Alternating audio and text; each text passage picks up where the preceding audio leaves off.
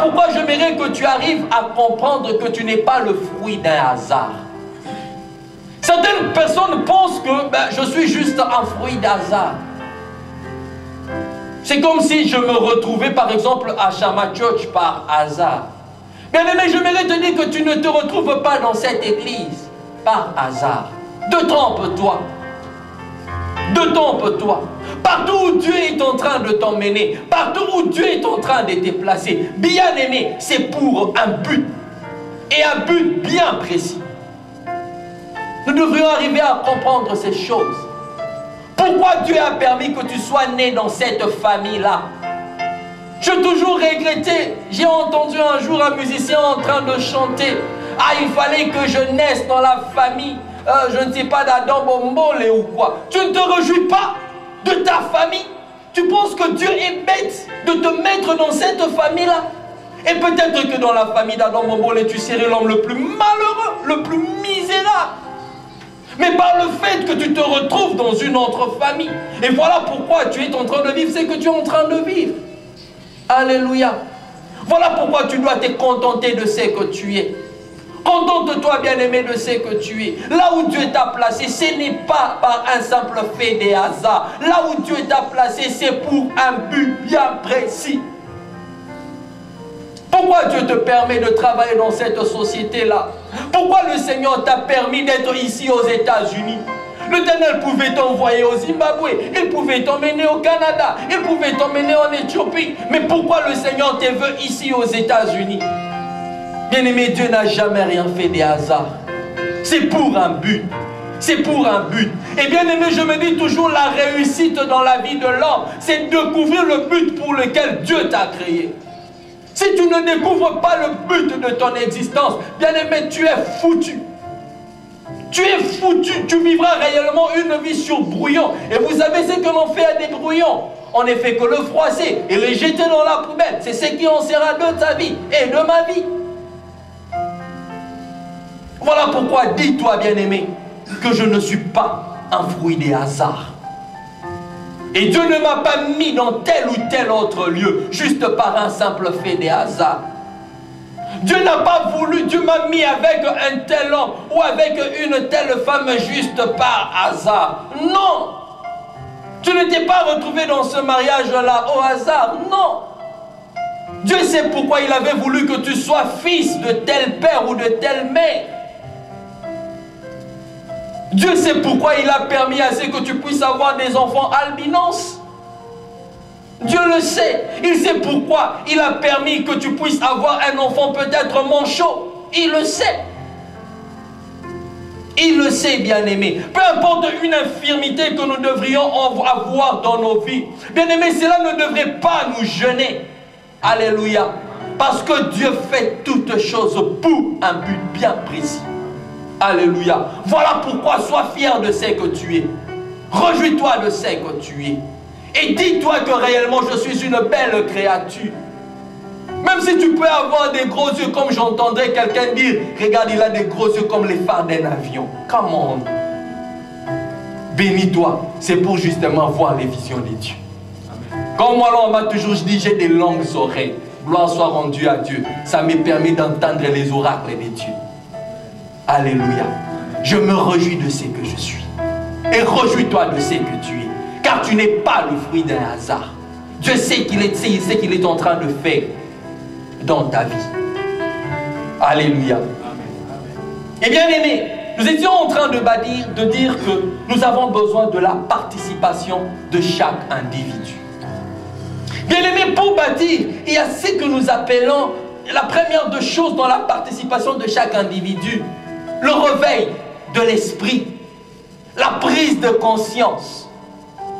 Tu veux bâtir un foyer, tu veux bâtir l'église, tu veux bâtir la société. Bien-aimé, tant qu'il n'y aura pas une prise de conscience, tant qu'il n'y aura pas un réveil d'esprit, bien-aimé, cela ne sera qu'un échec. Tu risquerais de faire des choses par sentiment, parce que tu as vu les autres faire. Moi aussi, je le fais. Comme quelques-uns le disent, bilanda landa, malanda ngoul. Bien-aimé, on ne doit pas être de ceux-là qui suivent. Tu du n'importe quoi. Ou qui font parce que j'ai vu l'autre faire ceci. Parce que j'ai vu ceux autour de moi se marier, moi aussi je dois seulement me marier. Non, bien-aimé. Il y a un temps pour toutes choses. C'est son temps. Attends, ton temps arrive. Ce n'est pas parce que tout le monde aujourd'hui se retrouve dans le nursing, parce que le nursing paye mieux, que oui, je dois aller dans le nursing. Pay attention. Attention, bien-aimé. Tu peux être dans le nursing et être l'homme et la femme le plus malheureux. Bien-aimé, Dieu veut te placer dans un lieu où tu jouiras réellement de ta vie. Voilà pourquoi il doit y avoir un réveil de l'esprit, une prise de conscience. Bien-aimé, s'il n'y a pas une prise de conscience en toi, tu ne sauras pas faire, bien-aimé, quoi que ce soit. Voilà pourquoi dans Esdras, le chapitre 1er, le verset 5, ça j'aime bien cette parole de Dieu. Esdras 1, le verset 5, la Bible est en train de dire ceci. Alors le chef des familles des Judas et des Benjamin, les sacrificateurs et les Lévites, tous ceux dont Dieu réveilla l'esprit, s'élevèrent pour monter au pays et bâtir la maison de l'Éternel qui est à Jérusalem. La Bible dit bien tout cela que Dieu réveilla l'esprit. Et au verset 1er, on dit l'Éternel réveilla l'esprit de Cyrus. Mais pour bien bâtir, en disant que nous avons besoin de la participation de chaque individu. Mais cette participation doit commencer par un réveil d'esprit, une prise de conscience. Bien-aimé, si un jour Néhémie a pris conscience, a compris que je devais bâtir la maison de Dieu, la muraille de Jérusalem qui était détruite, c'est parce qu'il avait commencé par prendre conscience de la situation. Bien-aimé, tant que tu ne prendras pas conscience de la situation de ta famille, tu ne prendras pas conscience de la situation de ton foyer, de ton pays, de cette église, tu risquerais de bâtir dans les nuages. Tu bâtis dans les vides.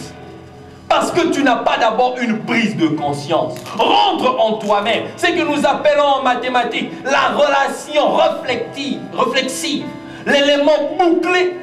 Boucle-toi d'abord en toi-même. Qu'il y ait une prise de conscience. Que Dieu réveille l'esprit de quelqu'un ce matin. Que Dieu réveille ton esprit. Vous qui me suivez réellement au travers de médias. Afin que vous compreniez que pour bâtir, nous devrions commencer par un réveil de l'esprit.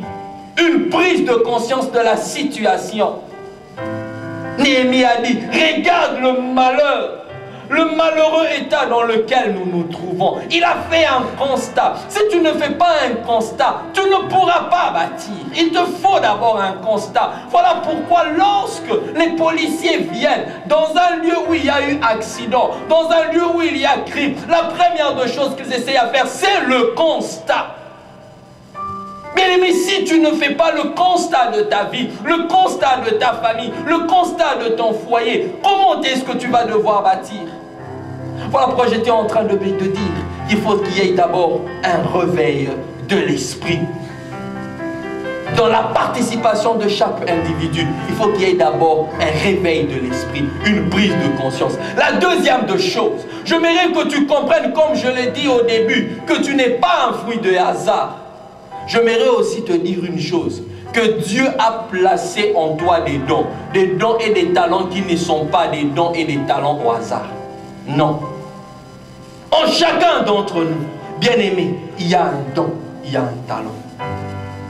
Bien-aimé, la plus grande richesse qu'un homme peut avoir, bien-aimé, c'est le don, le talent du souffle de vie que Dieu t'a donné. Le fait que tu puisses avoir déjà le souffle, dis-toi que c'est déjà le plus grand don. Merci frère, que Dieu te bénisse. Le souffle de vie, bien-aimé. La Bible dit, ce n'est pas ceux qui sont morts qui loueront l'Éternel, mais c'est nous qui sommes vivants. Alors comprends que le fait déjà que tu sois en vie, c'est un don. Et bien aimé, quand nous lisons ensemble dans Matthieu 25, 14 à 30, on essaie de nous faire voir l'histoire d'un maître qui voulait aller en voyage et qui a remis à ses serviteurs de talents. À l'un, il a donné 5, à un autre, il en a donné 2, à un troisième, il en a donné un seul. Et ce que j'aime dans la Bible, il a donné à chacun selon sa capacité. Dieu ne te donnera jamais de dons ou de talents au-delà de ta capacité. Jamais.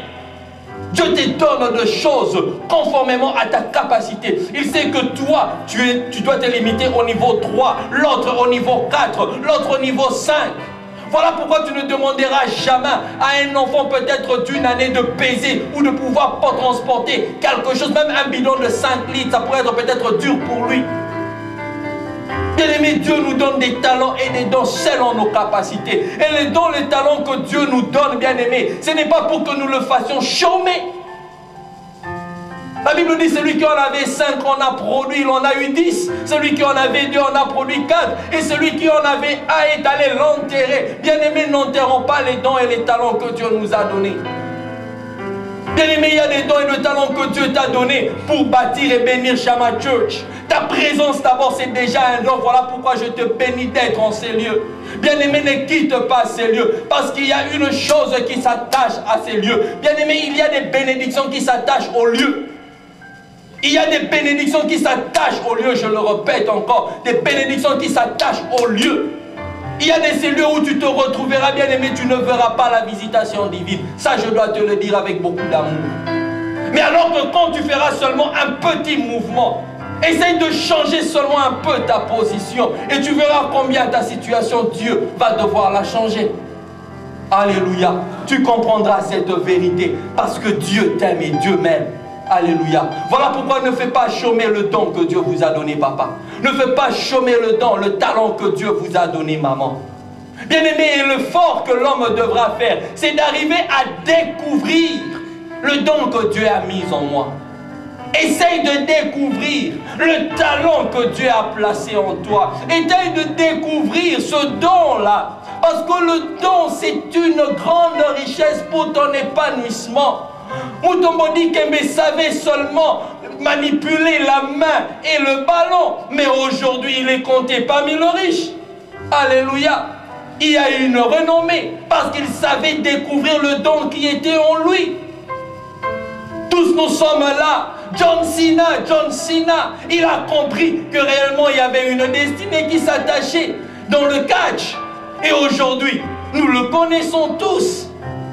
Bien-aimé, cherche à découvrir ton don. Et moi, je sais que j'ai un appel pour me tenir devant la chair. Voilà pourquoi je le fais avec beaucoup d'amour. Voilà pourquoi tu ne dois pas minimiser ou encore jouer avec le don ou le talent que Dieu t'a donné. Si Dieu t'a placé à être derrière la caméra, fais cette œuvre avec amour. Ne le fais pas pour faire plaisir aux gens. Ne le fais pas pour que les gens te voient. Non.